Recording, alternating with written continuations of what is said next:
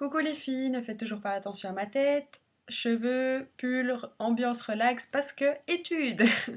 Donc j'ai eu un examen ce matin d'ailleurs et il m'en reste un. Donc je commence à voir la fin. Enfin je commence. Ça va, j'ai pas à me plaindre, j'en ai pas énormément. Euh, oui, donc le sujet de la vidéo, vous avez pu le voir je suppose dans les titres.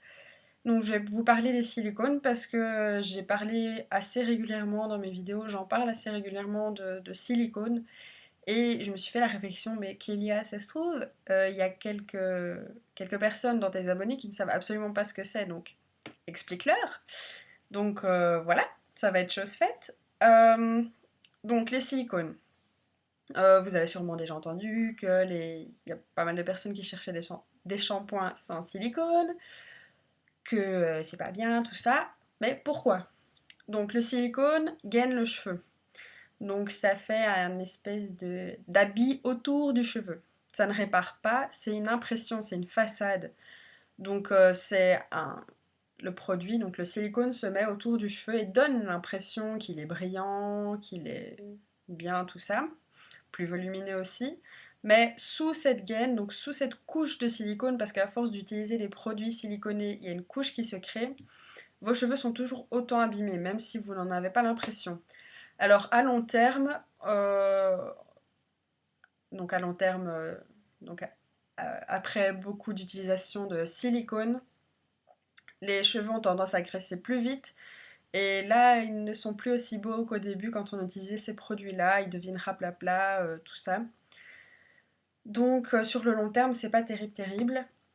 Donc, oui. Et puis cette gaine aussi, quand vous faites un soin réparateur qui est vraiment réparateur, donc c'est pas des silicones qui donnent l'impression que ça répare, donc un bon soin réparateur, par exemple, moi j'ai de l'huile de coco, donc si vous mettez ça par-dessus, ça ne pénétrera pas dans le cheveu parce qu'il y a justement cette couche de silicone qui est autour de votre cheveu et qui empêche à tout produit de rentrer. Donc voilà.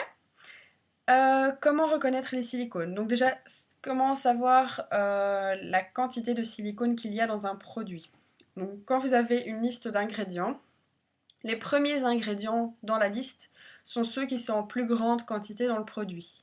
Donc plus on avance, moins il y a de quantité du produit qui est cité.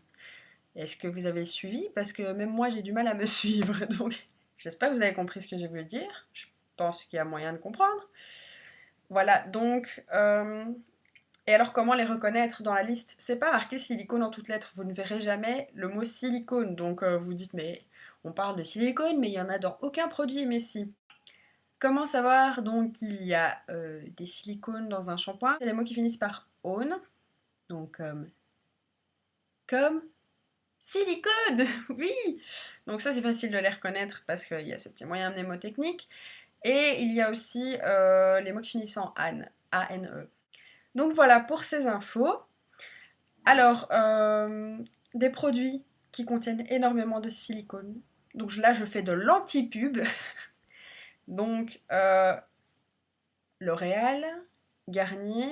Enfin, ça se trouve, Garnier, je ne sais pas s'ils ont fait par après des shampoings sans silicone, c'est possible parce qu'il y a de plus en plus de marques qui se lancent dans ce genre de truc. Mais L'Oréal, je sais qu'il y en a.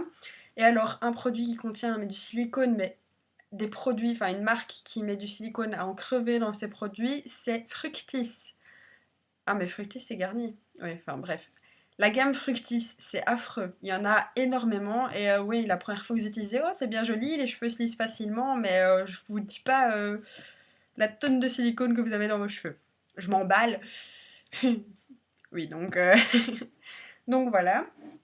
Bah, j'espère que cette petite vidéo vous aura plu. Donc, comme vous avez pu le voir dans le truc là, dans le titre, j'ai mis info, deux points, ta ta ta. Donc je mettrai ça quand c'est des petites vidéos comme ça pour donner une petite info sur une chose ou l'autre. Donc j'aime bien avoir des titres particuliers. Donc par exemple maquillage, info, il y a ma mini-série maintenant avec les produits finis.